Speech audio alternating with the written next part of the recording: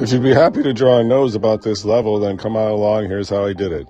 First thing I did was a 2H pencil. I did a big shade area.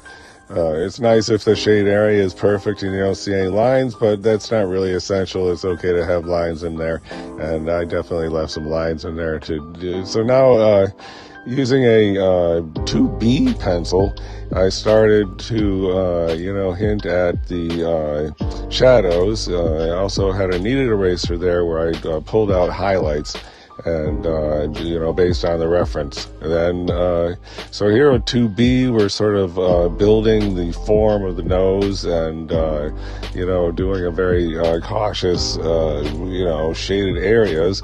Now back to the 2H pencil, because there's some highlights that are like white-ish, and we need a mid-tone between dark and white, and that would be the harder lead of the 2H pencil.